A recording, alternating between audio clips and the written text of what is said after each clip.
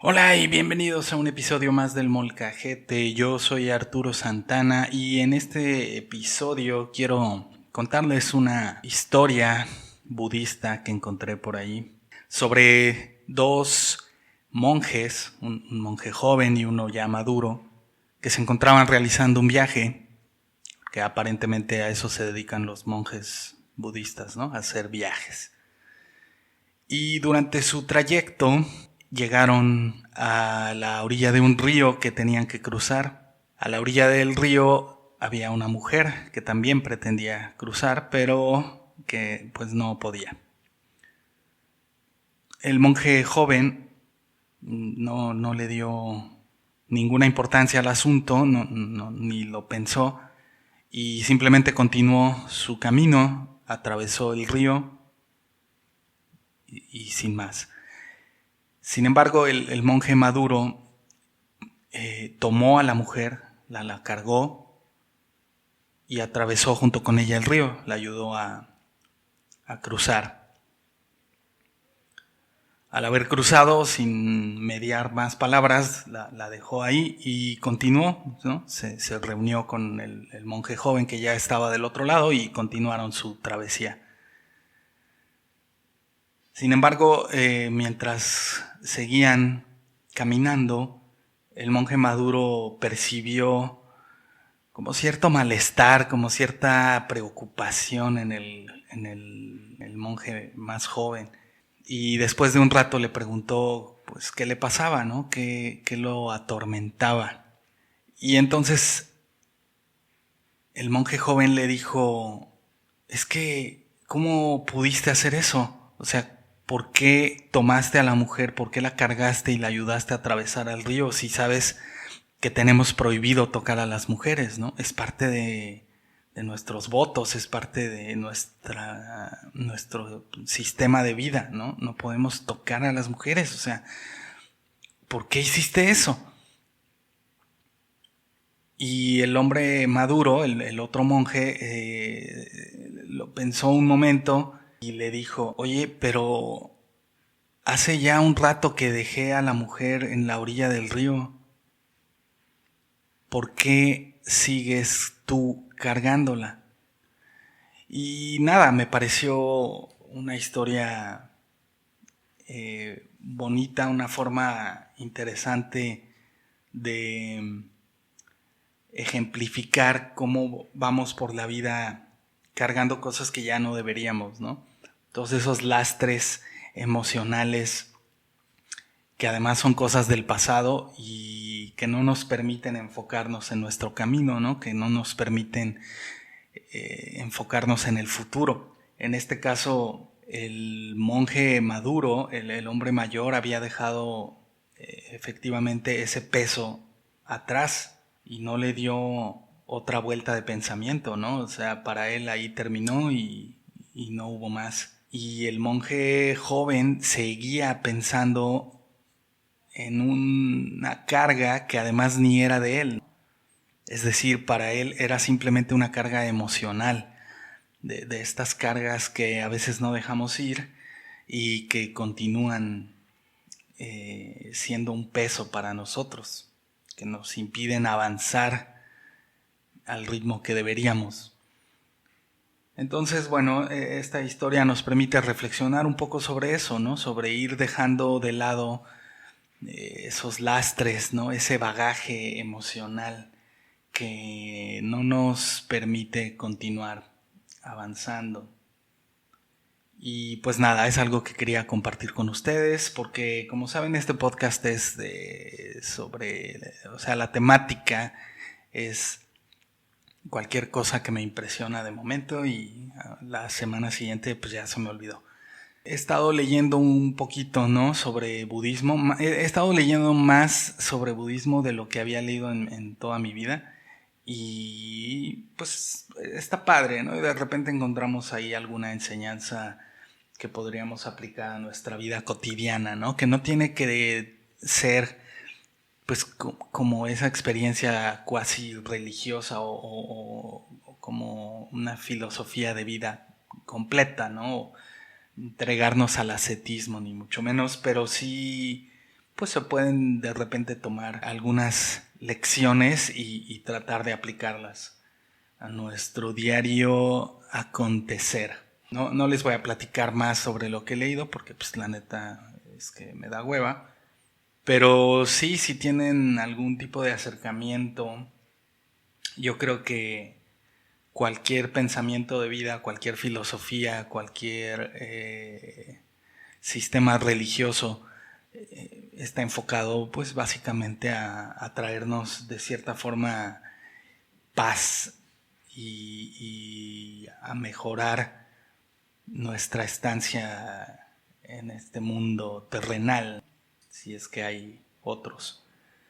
Y pues nada, esa era como la intención, ¿no?, de compartir con ustedes esta pequeña historia. Pero bueno, todo esto no es, como les decía, no es un acercamiento al pensamiento budista ya como tal, ¿no? Ni me estoy acercando como a adoptarlo, ni mucho menos.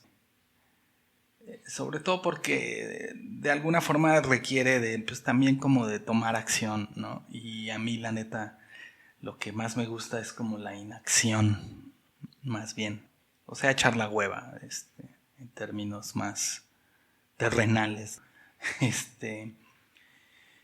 Y sí, ¿no? Y además implica pues cosas, ¿no? Como sí, o sea, hay que tomar acciones y hay que hacer ciertas cosas y dejar de hacer otras cosas y pues no sé.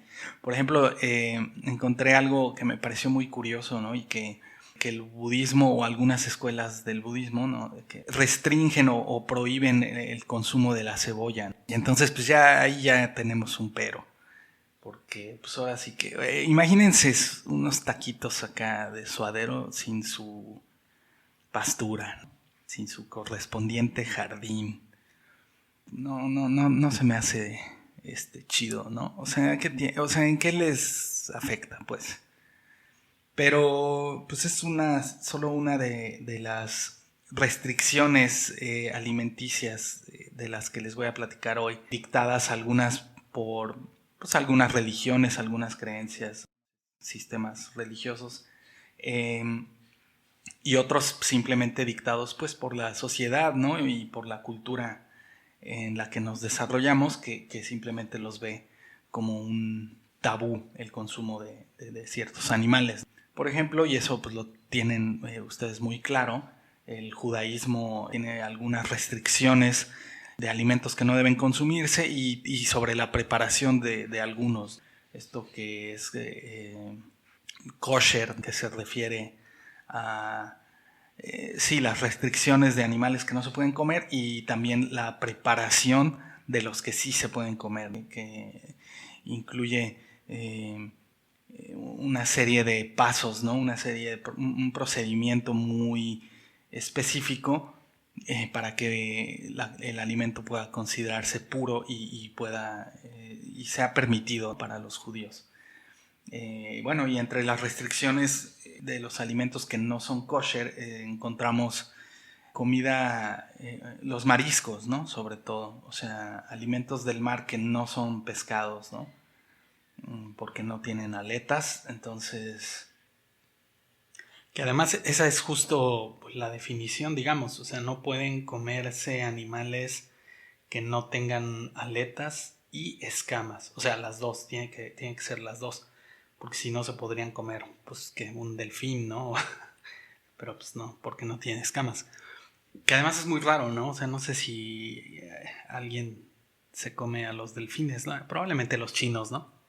Y algunas otras restricciones que me parecieron, por ejemplo, pues como muy raras en la religión en Hawái, antes de su anexión a Estados Unidos, existían algunas restricciones de ciertos alimentos, pero aquí, maldito patriarcado, ¿no? O sea, además de todo, la restricción solamente aplicaba a mujeres, quienes tenían prohibido el consumo de algunas especies de plátano, el coco y el puerco, ¿no? No podían comer nada de eso, pero los hombres sí, o sea, los vatos sí, le podían entrar, se podían hacer un taco de carnitas acá,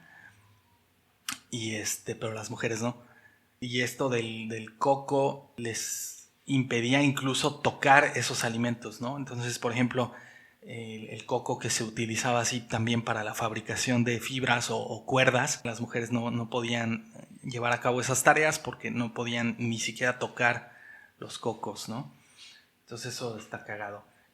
Bueno, y otra así rara, o sea, nada más para hablar como de cosas raras y volviendo al judaísmo también, que no sé si será tan conocido como popularmente, pero otra de las restricciones es no puedes cocinar a una cría en la leche de su madre. Y sí que suena, o sea, como obvio, ¿no? O no sé, pero o sea, es más simbólico. Y además, bueno, ¿qué implica eso? O sea, implica que, por ejemplo, los judíos no le pueden poner crema o queso a sus flautas.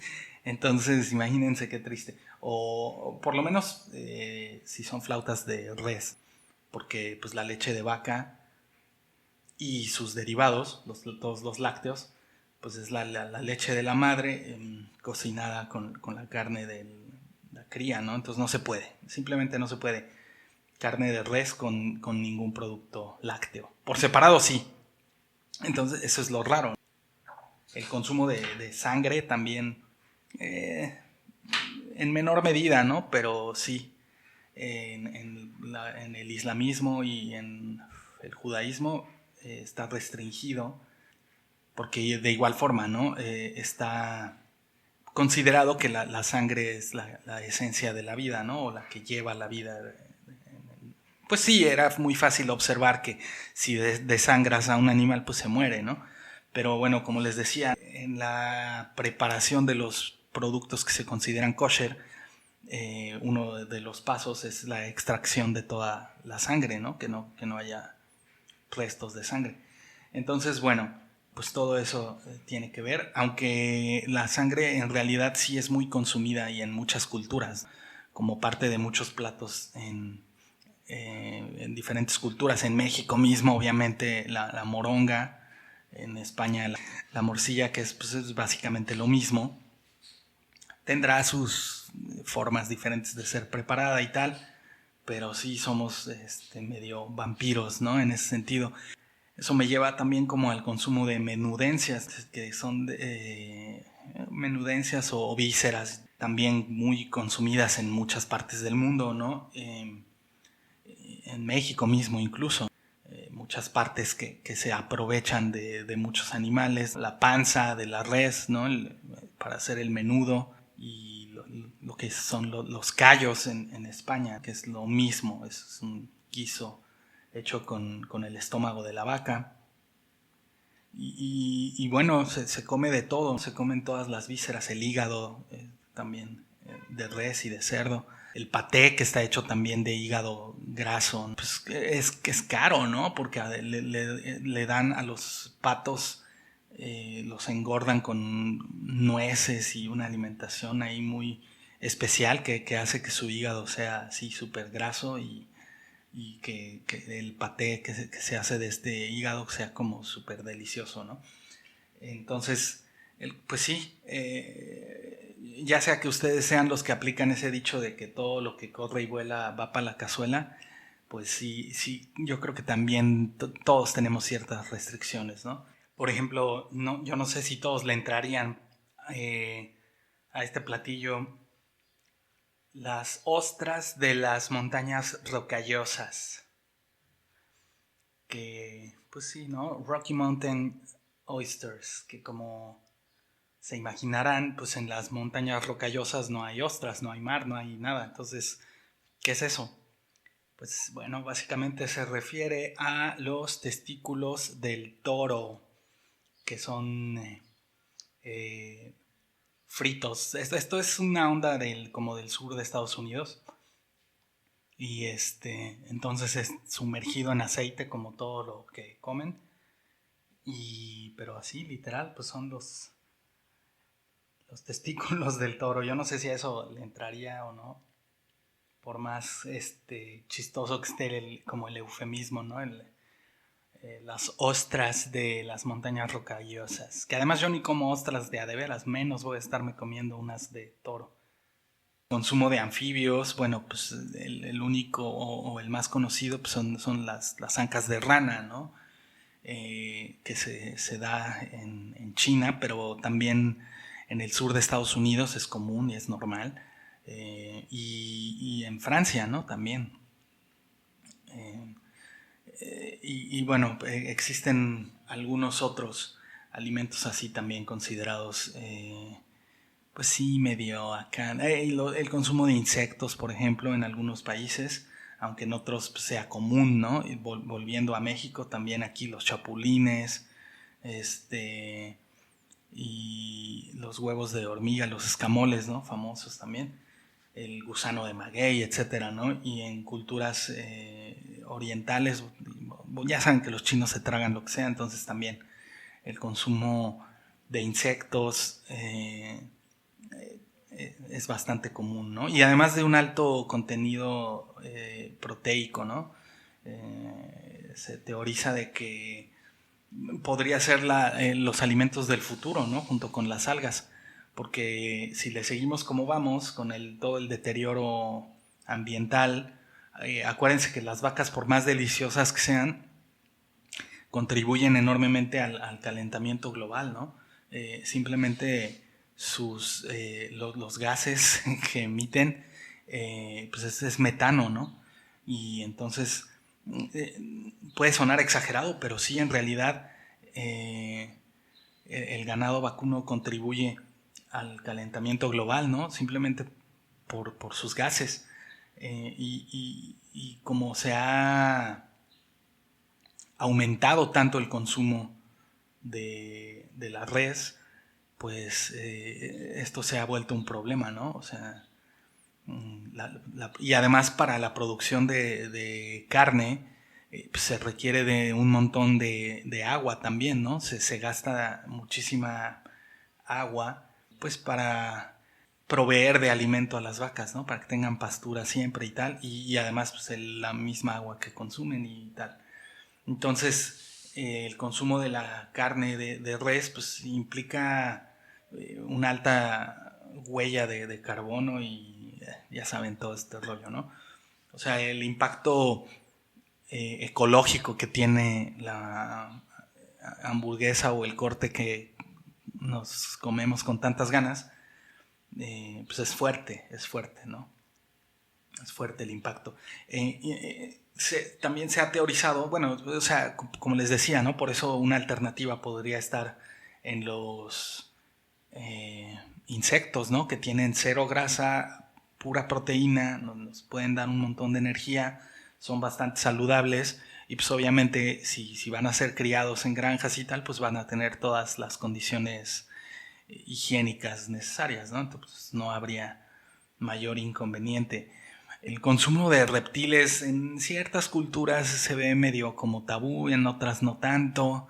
Y hay lugares donde, pues sí, los lagartos o algunos cocodrilos son criados específicamente para consumo humano y para aprovechar la piel también, ¿no? Que es pues, considerada muy valiosa. Yo no sé si algunos de ustedes han probado así alimentos. ¿Cuál es como el animal más raro que se han comido? Yo no sé si sea tan raro. Yo podría enlistar el armadillo, las ranas, las ancas de ranas. Curiosamente, esto no lo probé en China, que tuve la fortuna de estar ahí hace algunos años. Más bien lo vine a probar, bueno, lo terminé probando en Tennessee. ¿Qué les podría decir del sabor? Supongo que sabe un poco como a pescado, es un poco como entre pescado y pollo. La consistencia es más bien como del pollo, así se siente la carne y el color es un poco más pálido que el pollo, ¿no? Más clara la piel, si se puede, ¿no? Pero lo que me dejó un poco como en shock es pues la forma, ¿no? O sea, porque es la pierna completa, digamos, o sea, toda la articulación y puedes jugar con la rodillita y doblarla y así. Entonces es un poco... O sea, visualmente no es muy atractivo, ¿no? Probé, eso sí, en China casi sin querer. Carne de víbora, ignoro cómo se llamaba o de qué tipo, lo que sea. fue un poco desagradable, pero creo que es por la preparación. Si hubiera estado condimentada o así de otra manera, a lo mejor no hubiera estado tan mal, pero sí lo consideré de momento un tanto desagradable. Creo que ese sería como lo más raro. ¿Y ustedes qué onda? ¿Qué ha sido lo más raro que han probado? Sí, yo me quedaría con eso, ¿no? Y eso nos trae también, por ejemplo, lo del armadillo. La verdad es que lo tengo muy, muy poco presente. He comido conejo también y creo que es similar, es similar. La textura de la carne sí la sentí un tanto más, menos tierna, ¿no? O sea, como un poco más dura la carne del armadillo. Y pues fue raro. Acuérdense de cómo esta onda de no saber describir o de comparar toda la carne medio exótica, compararla con el pollo, podría ser el efecto de los programadores de la Matrix, ¿no? Que no saben a qué saben los demás animales y le pusieron ahí un sabor genérico para engañar a nuestras mentes. Recuerden que es muy probable que en realidad estemos viviendo en una simulación dentro de una realidad virtual. Es una idea loquísima que a lo mejor vamos a explorar en algún otro episodio, pero sí, tal cual, así, si ustedes recuerdan la Matrix, pues así, es probable que seamos básicamente un experimento social de una raza súper más avanzada que nosotros, viviendo en una especie de videojuego aquí como los Sims, ¿no? Complejísima, pero al mismo tiempo totalmente factible. ¿Qué es lo que nos lleva a pensar que es posible que exista una o que estemos viviendo dentro de una simulación? Bueno, actualmente con el desarrollo de la realidad virtual y que estamos en pañales, ¿no? Pero lo que sí podemos es calcular más o menos el poder de procesamiento que se requeriría para crear una realidad virtual de estas proporciones. Y sí, aunque la capacidad de procesamiento es increíblemente grande, no es imposible.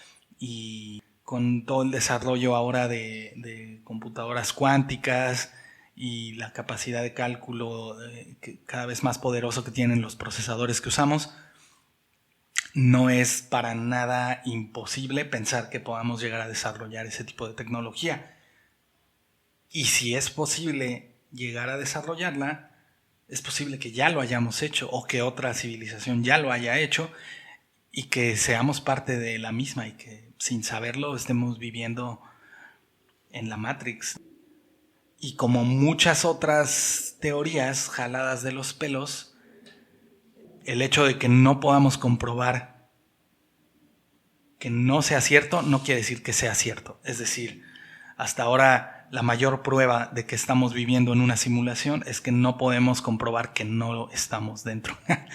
Pero es lo mismo que decir que Dios existe o no existe, ¿no? O sea, mientras no podamos comprobar lo contrario, pues podemos solo asumir que es una posibilidad. Y ya para finalizar, chamacos, chamaques, chamacus, chamaquis, he estado viendo, bueno, más bien ya la terminé, es una serie súper cortita, se las recomiendo ampliamente, me gustó mucho la premisa, es súper divertida, es muy chistosa. Murderville está en Netflix, protagoniza a Will Arnett, ese güey cagadísimo de Arrested Development, lo recordarán como Job de Arrested Development. En esta ocasión personifica a un detective de homicidios y cada semana hay un actor invitado. La premisa es que al actor invitado no se le da un guión y tiene que averiguar al final del episodio quién de los 3 sospechosos de cada episodio es el asesino, ¿no? Pero sin conocer el guión. Y basado pues, en la lógica, así un poco, y en los eventos que van aconteciendo, ¿no? Durante el episodio. Entonces, al no contar con un guión, los invitados pues, van improvisando no solamente la solución del caso, sino pues básicamente todos sus diálogos. Y entonces los escritores los ponen en situaciones realmente chistosas. Y es súper divertido ver cómo no hay bloopers ni nada, ¿no? O sea, así como se graba, se queda. Entonces, muchas de las veces están los actores ahí tratando de aguantarse de la risa o enfrentando e improvisando ante las sorpresas que les van apareciendo, ¿no? Me parece una premisa pues inteligente, chistosa, cero original, como siempre los gringos se la fusilaron de un show inglés. Pero bueno, vean la Murderville, los invitados están de lujo también. Sharon Stone, por ejemplo, la guapísima Anne Murphy, Conan O'Brien, Ken Jeong, no, de lujo los invitadazos. Y algo que me dejó mucha curiosidad también es que en la oficina de Will Arnett hay un cuadro de su compañera que fue asesinada, y a la cual hacen referencias recurrentes, ¿no? en los diferentes episodios. Pero bueno, el retrato es de nada menos que Jennifer Aniston. Entonces, ¿qué significa esto? Aparecerá en la segunda temporada, o más bien habrá segunda temporada. Quién sabe, la neta. Pero recomendadísima. Échenle un vistazo. Son 5 o 6 episodios muy cortitos y muy chistosos. Y bueno, muchachones, me despido con mucho cariño. Esto fue el Molcajete. En el próximo episodio, 30 datos reveladores que no sabía sobre Paquita la del barrio. La número 7 te sorprenderá. Además, ¿cuántas chupadas hay que dar para llegar al chiclocentro de una Tootsie Pop? Alguien se dio a la tarea de resolver ese misterio y no es una denotación sexual. Y ¿quién ganó? ¿Quién ganará? ¿O cómo va? ¿O qué? Con el juicio de Amber Heard contra Johnny Depp. No lo sabemos y no lo sabremos aquí. Véalo con Marta de Baile o en otro lado. Esto fue el Molcajete. Un abrazo. Los quiero. Chao. Bye. Fue una producción de Happy Go Lucky.